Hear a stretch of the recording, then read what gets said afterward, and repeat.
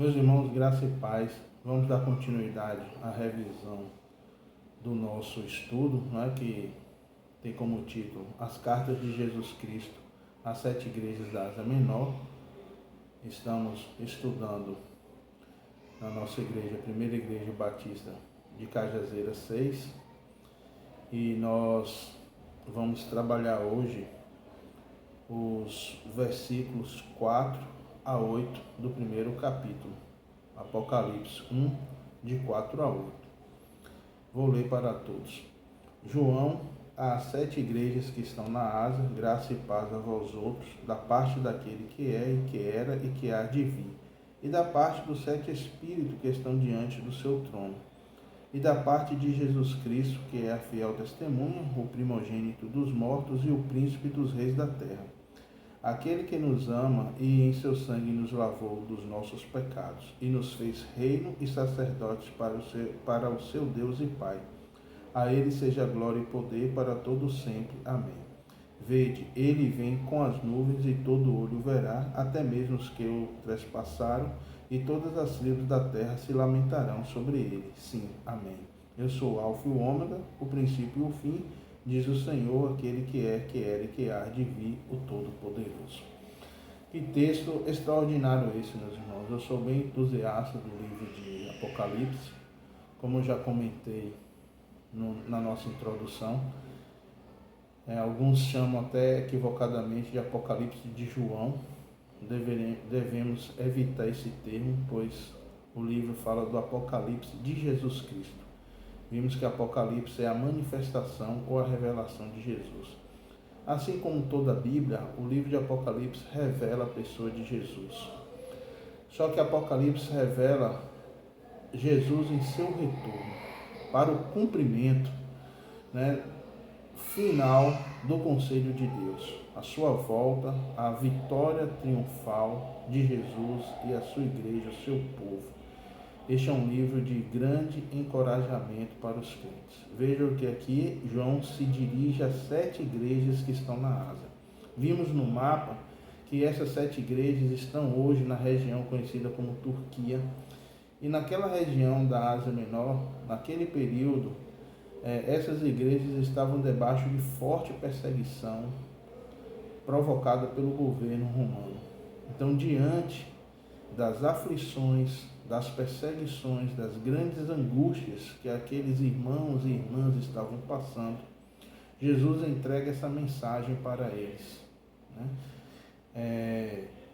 João fala que ele estava sendo mensageiro da parte daquele que é, que era e que há de vir, e da parte dos 7 Espíritos que estão diante do trono, e da parte de Jesus. Aqui nós temos a primeira menção no livro de Apocalipse, a Trindade Santa, a bendita Trindade. Que maravilha, meus irmãos. É algo que nós devemos estar sempre em mente a respeito do nosso trino Deus. Nosso Deus, que é o Pai, o Filho e o Espírito Santo.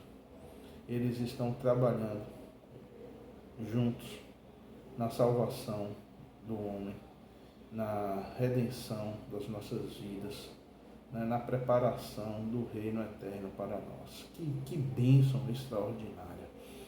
E João então faz essa menção aqui à Trindade e traz essa mensagem de conforto e de esperança para a igreja que está passando por uma situação difícil, especialmente por causa da sua fé, do seu amor para com Jesus Cristo. João então diz para eles, esse livro traz essa mensagem: não desista, não tire os seus olhos do alto, mantenha firme a sua peregrinação, a sua jornada, porque em breve o Senhor virá. Em breve o Senhor virá. Ele não vai demorar. Quem pensa que vai demorar, irmãos, é o servo mau, como está lá na parábola em Mateus 24. O servo mau que vive despreocupado, sem se preparar, porque acha que o seu Senhor vai se demorar. Esse livro aqui, ele não é um livro apenas para falar sobre os castigos, não é um livro apenas de juízo sobre a humanidade. Esse é um livro que foi escrito para preparar a igreja para o retorno de Jesus, para a volta de Jesus. E João então começa a dizer de Jesus Cristo que ele é fiel testemunha. Ele é aquele a quem a Escritura inteira dá testemunho dele. Jesus nos diz que nós devemos conhecer as Escrituras porque ela dá testemunho a respeito dele. Jesus é aquele que desde o início do livro de Gênesis que nos apresenta a promessa, né, a respeito da semente da mulher, daquele que esmagaria a cabeça da serpente.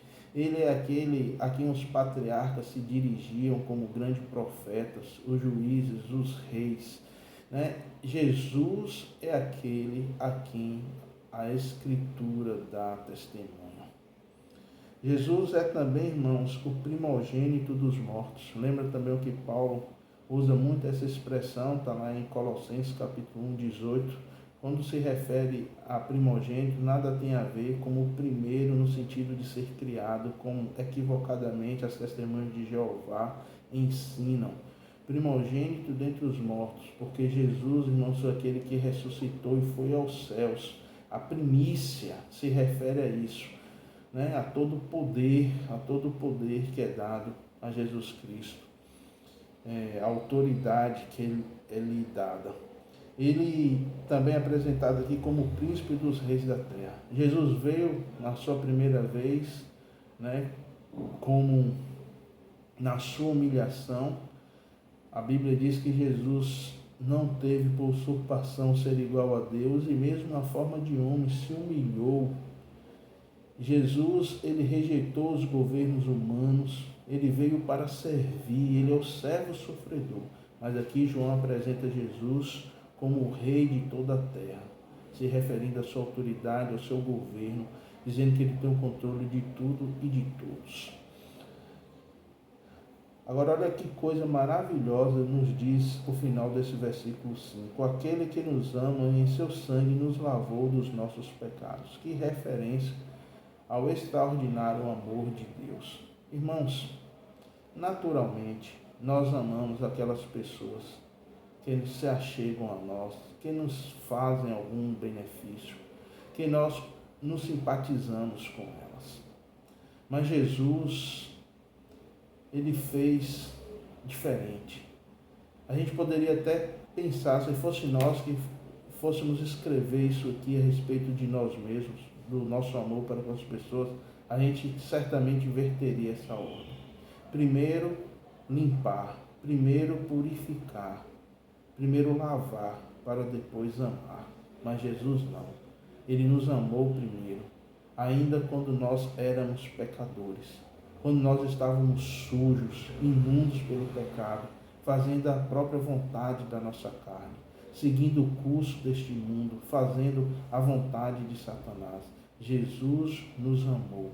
Lembro-me de João 3,16, que Deus amou o mundo de tal maneira que deu o seu único Filho, para que todo aquele que nele crê não pereça, mas tenha a vida eterna. Ele nos amou, sendo nós ainda pecadores. Mas Ele nos lavou, nos purificou de todos os nossos pecados.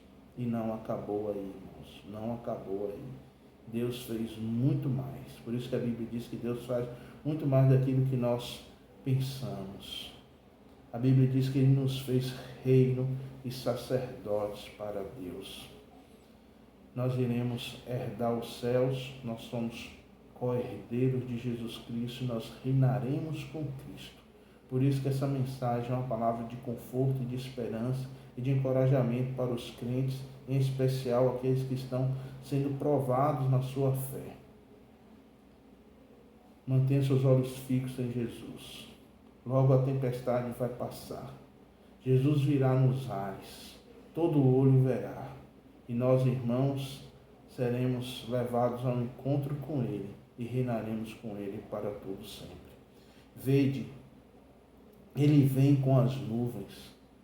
Esse texto aqui difere um pouquinho daquele de Mateus, que diz que Ele virá sobre as nuvens.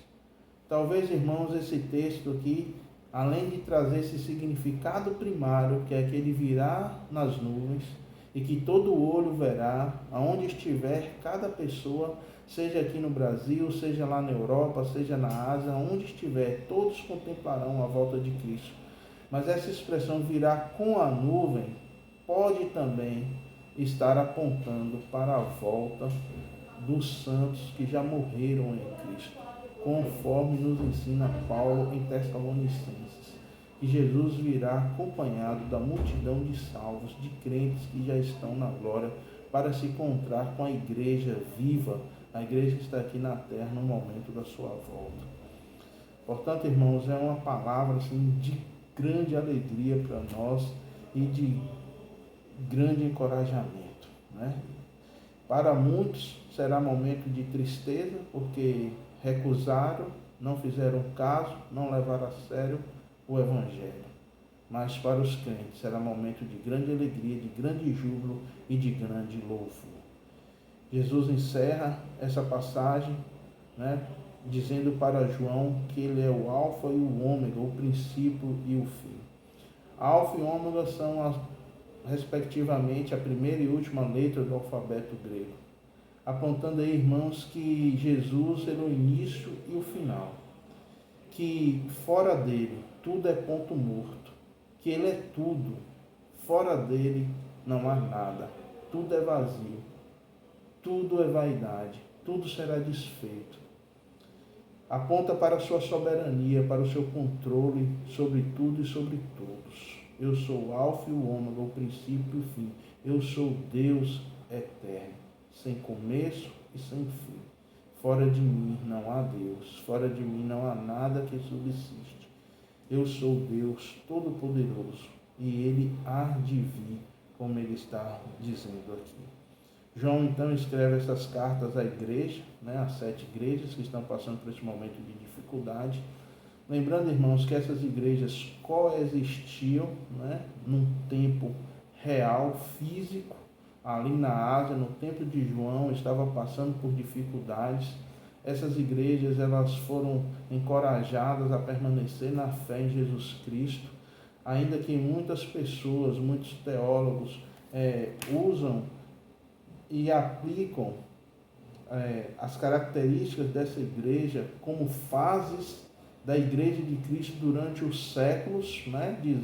Apontando para cada igreja de alguma geração, identificando com uma dessas igrejas aqui, ainda que algumas pessoas façam essa aplicação, irmãos, João aqui está se tratando de 7 igrejas que realmente existiam naquela época, né? E é bom lembrar, irmãos, que hoje nenhuma dessas igrejas aqui está de pé, né? Só as ruínas, essas igrejas deixaram de existir. Hoje essa região ela é totalmente tomada pelo islamismo, né?